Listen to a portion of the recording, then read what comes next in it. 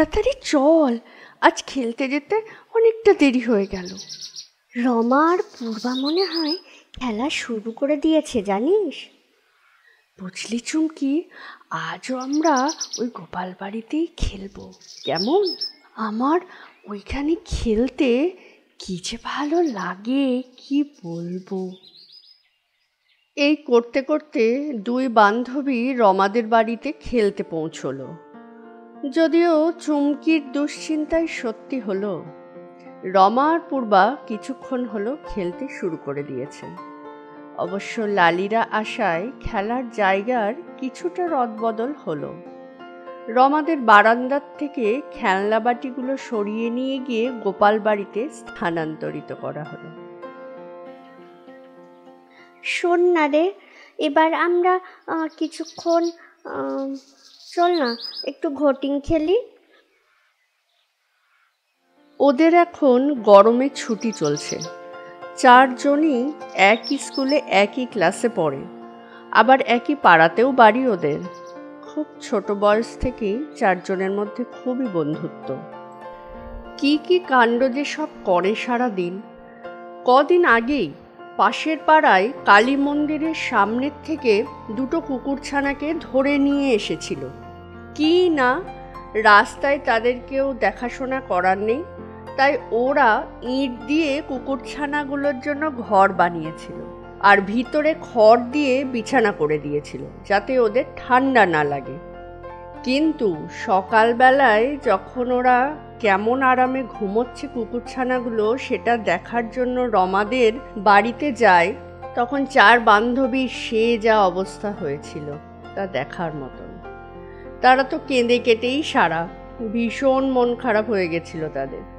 কারণ কুকুরছানাগুলো তো ওই ইটের বাড়িগুলো ভেঙে কখনই পালিয়ে গেছে।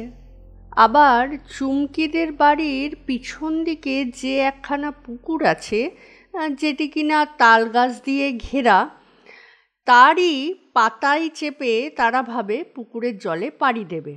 আবার কখনো ভাবে লালিদের যে নারকেল গাছ আছে তার পাতায় চেপে আকাশের পথে পাড়ি দেবে।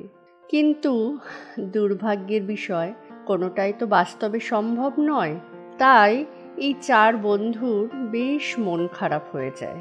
আবার কখনো ভূগোলের পাতায় যখন প্রথম তারা পড়ে, তখন তো দূরবীন বানাবার ইচ্ছা তাদের মনে জাগে। নয়তোবা কোনো এক গরমের সন্ধ্যায় লোডশেডিংয়ের সময় খোলা ছাদে মাদুরের ওপর মায়ের পাশে শুয়ে হাতে পাখা ঘোরাতে ঘোরাতে আকাশের তারা গোনা, এসব নানা রকমের রং বেরঙের স্বপ্ন কল্পনাগুলোর মধ্যে লালি, চুমকি, রমা আর পূর্বার মতন আমাদেরও সকলেরই ছোটবেলাটা কাটতে থাকে। ছোটবেলার সেই পুরনো গন্ধ গায়ে মেখেই আমরা জীবনের বাকি পথে পা বাড়াই। আর যখনই কঠিন বাস্তবের মুখোমুখি দাঁড়িয়ে কখনো মানসিক বা কখনো শারীরিকভাবে ভীষণ ভেঙে পড়ি, তখন সেই পুরনো গন্ধ থেকেই ঘ্রাণ নিয়ে নতুনভাবে বাঁচার রসদ খুঁজে পায়, বা বলা ভালো, ঘুরে দাঁড়াবার বল পায়। রমাদের বাড়িতে লালিরা তখনও খেলছিল। হঠাৎ রমার মার চিৎকারে রমারা ভয় পেয়ে গেল আর বাড়ির সামনের দিকে ছুটল। গোপাল বাড়িটি রমাদের বাড়ির ঠিক পিছন দিক লাগোয়া। জায়গাটি অনেকটা বাগান বাড়ির মতন। চারিদিকে বড় বড় গাছ, মধ্যেখানে সিঁড়ি দিয়ে ওপরে উঠে একটা চাতাল, তারপর ছোট্ট একটি মন্দির। যাই হোক, এখন ঘটনা প্রসঙ্গে ফিরে আসা যাক। রমার বড় দিদি উঠোনের এক পাশে কলপাড়ে উপুর হয়ে পড়ে আছে, রক্তে ভেসে যাচ্ছে জায়গাটি। রমার মা তো মাথা চাপড়াচ্ছে আর তার এই কি সর্বনাশ হলো এই বলে হাউমাউ করে কাঁদছে। বাড়ির বাকি সদস্যরা ভ্যাবাচাকা খেয়ে ঠিক কি করবে বুঝতে পারছে না। ততক্ষণে পাড়ার সকলেই ছুটে এসেছে ওদের বাড়িতে। তাদের মধ্যে একজন বলল যে তাড়াতাড়ি অ্যাম্বুলেন্সে ফোন করো। বাকিরা মেয়েটাকে ধরাধরি করে চিত হয়ে শুয়ে জল টল দিতে লাগলো। জ্ঞান আছে, তবে কথা বলতে ভীষণ কষ্ট হচ্ছে। রমা তো ভয়ে তার ঠাকুমাকে জড়িয়ে ধরে কাঁদতে আরম্ভ করে দিয়েছে। এর প্রায় ৩-৪ দিন পরের কথা। পাড়ার কয়েকজন বলাবলি করছে যে রমাদের বাড়িটি নাকি অভিশপ্ত। এর মধ্যে প্রায় ৭-৮ জন এই বাড়িটি কিনেছেন, কিন্তু দুর্ভাগ্যের বিষয় হলো কেউই বেশি দিন টিকতে পারেনি এখানে। হয় তার কোনো বড়সড় আর্থিক ক্ষতি হয়েছে, বা পরিবারের কারোর কোনো অঘটন ঘটেছে, বা ভয়ে বা উদ্বেগের কোনো কারণ ঘটেছে। বাধ্য হয়েই তারা বাড়ি বিক্রি করে দিয়ে এখান থেকে চলে গেছে। এই বছর ২ হলো রমার বাবা বাড়িটি কিনেছে। সিদ্ধেশ্বর বাবু শহরের পোস্ট অফিসে একজন পোস্টমাস্টার। রমারা গ্রামেই থাকতো। বাবা শহরে বাড়ি কেনায় তারা পড়াশোনার সুবিধার্থে এখন শহরেই চলে এসেছে। সন্ধে তখন হব হব করছে। রমাদের বাড়ির ভিতর থেকে বেশ কান্নাকাটির আওয়াজ আসছে। বাইরেও জনা কয়েক লোকজনের ভিড়। হাসপাতাল থেকে খবর এসেছে সিদ্ধেশ্বর বাবুর বড় মেয়েটি আর বেঁচে নেই। মাসখানেক পরে ঠিক ভোরের দিকে রমার মা বাসি কাপড় ছেড়ে উঠোনের কলতলার থেকে জল নিচ্ছিলেন। ঠিক তখনই সদর দরজায় কড়া নাড়ার আওয়াজ। প্রথমটায় তিনি আনমনে কলটা টিপেই যাচ্ছিলেন, কিন্তু কয়েকবার কড়া নাড়ার পর তিনি বুঝতে পারলেন এবং তখন তিনি দরজাটি খুলে দিলেন। এখন আসলে তিনি প্রায় সময়ই কেমন যেন অন্যমনস্ক থাকেন, মন মেজাজ ভালো নেই কিনা। যদিও এতটা সকালে কারোর আসার কথা নয়। একজন ফর্সা লম্বা চওড়া মানুষ, সাদা ধুতি পাঞ্জাবি পরা, সাদা চুলদাড়ি, ডান দিকের কাঁধে নেওয়া একটি ভাঁজ করা শাল। রমার মা এই এত ভোরবেলায় এরকম একজন অচেনা ভদ্রলোককে দেখে কিছুটা অবাকই হলেন। তিনি কিছু বলতে যাবেন, তার আগেই ভদ্রলোক বললেন যে তিনি প্রভাকর লাহিড়ী।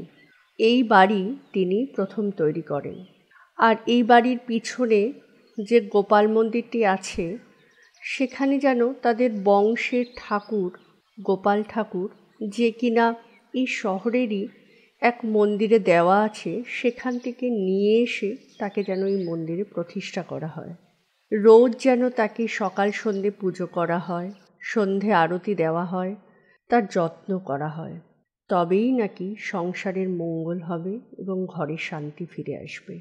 আর ব্যাস, শুধু এই কটা কথা বলেই তিনি যেন কোথায় উধাও হয়ে গেলেন, যেন মনে হলো বাতাসে মিলিয়ে গেলেন এক নিমেষে।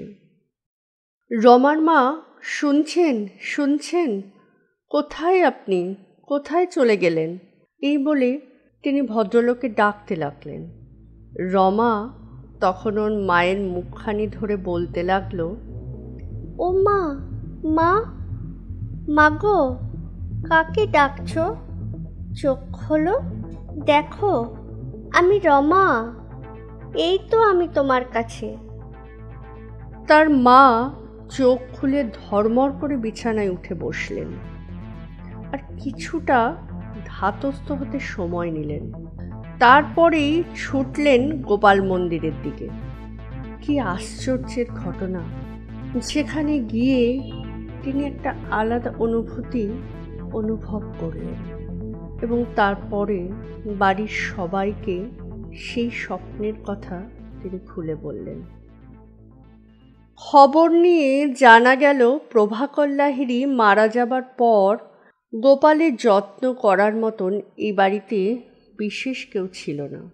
আর তারপরই প্রভাকর বাবুর বড় নাতি, ছোট ছেলে, তারা একজন অ্যাক্সিডেন্টে, অপরজন আত্মহত্যা করে মারা যায়। আর্থিক অবস্থাও নাকি দিনে দিনে খুবই খারাপ হয়ে গেছিল। সব শেষে প্রভাকর বাবুর খুব শখের এবং নিজের হাতের বানানো এই বাড়িটি বিক্রি করে দিয়ে বাড়ির সদস্যরা গোপালটিকে স্থানীয় একটি মন্দিরে দিয়ে এই শহর থেকেই তারা চলে যায়। এখন রমাদের খেলার জায়গাটি অবশ্য আর গোপাল মন্দির রইল না।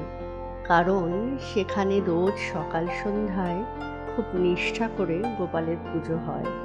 ব্যাপারটি অবশ্য এই চার বন্ধু মন থেকে যে খুব একটা মেনে নিয়েছিল সেটা নয়, তবে তাদের গোপাল দাদা খুবই পছন্দের। আর সেটা হবে নাই বা কেন, তার যা রূপ সেই দেখে চোখ মন দুটোই যে জুড়িয়ে যায়।